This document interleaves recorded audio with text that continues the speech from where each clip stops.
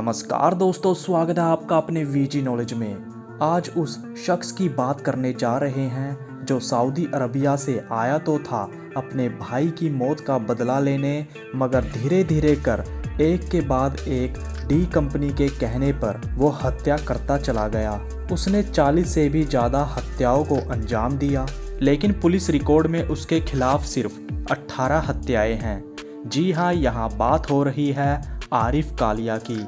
बचपन में आरिफ अपने परिवार के साथ अग्निपाड़ा में रहा करता था। वो 3 भाई थे। सादिक कालिया उसका बड़ा भाई था। उनके तीसरे भाई का क्राइम से कोई नाता नहीं रहा। तीनों भाइयों में बहुत प्यार था।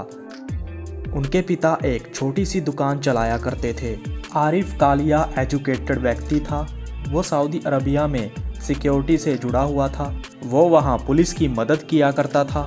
यहाँ से ही उसने हथियार चलाने सीखे। पुलिस ने उसको अच्छी ट्रेनिंग दे रखी थी। कहते हैं सादिक कालिया ने एनकाउंटर स्पेशलिस्ट दया नायक को मारने की धमकी दे डाली थी।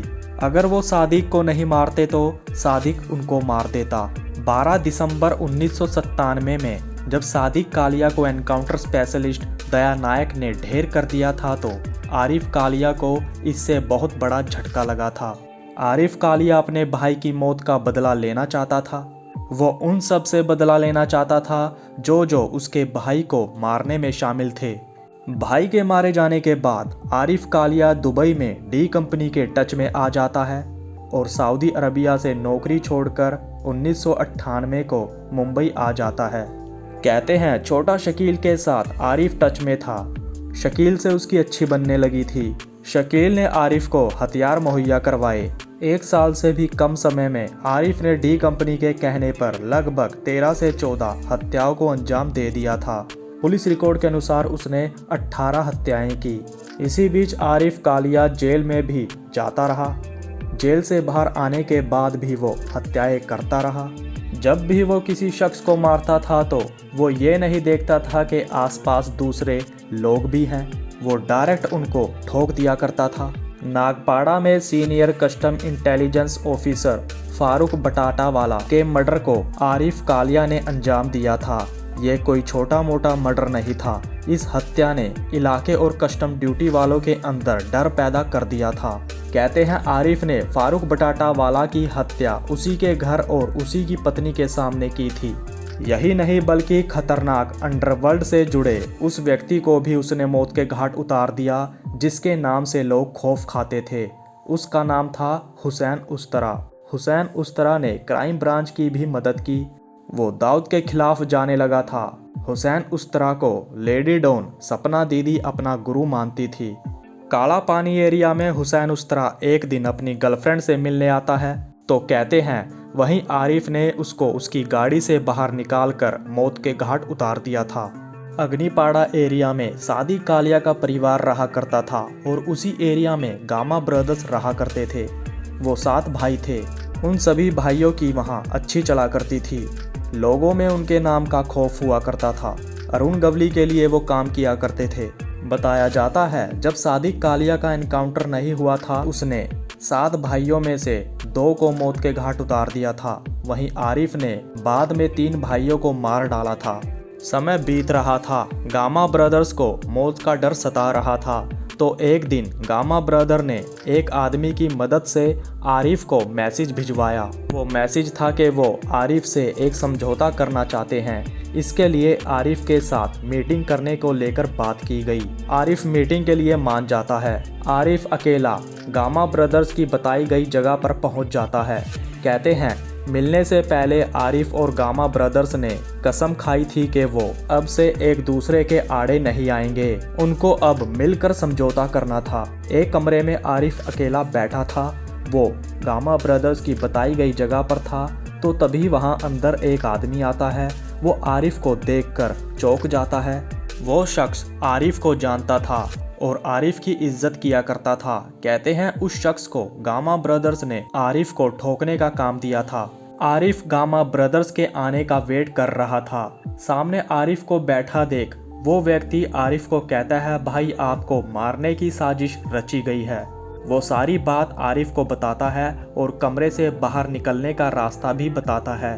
आरिफ वहां से बच निकलता है। मौत आरिफ के सामने खड़ी थी, लेकिन उसकी किस्मत अच्छी थी कि वो बच गया। एनकाउंटर स्पेशलिस्ट दया नायक और प्रदीप शर्मा को आरिफ से खतरा था। वो मुंबई में सिर्फ और सिर्फ उनको मारने के लिए आया था, लेकिन धीरे धीरे कर वो डी कंपनी के इशारों पर काम करने लगता है। आरिफ के डर से प्रदीप और दया को बॉडीगार्ड मुहैया कराए गए और तो और बड़े बड़े ऑटोमेटिक हथियार भी प्रदीप और दया को उपलब्ध करा दिए गए थे। दया और प्रदीप को भी आरिफ की तलाश थी। जैसे जैसे समय बीतता जा रहा था, वैसे वैसे आरिफ को एहसास होने लगा था कि क्राइम की दुनिया एक दलदल है। वो सब कुछ छोड़कर नई जिंदगी की शुरुआत करना चाहता था, मगर जैसा कि सभी को पता है वो दुनिया एक दलदल है, उसमें से निकलना इतना आसान नहीं था।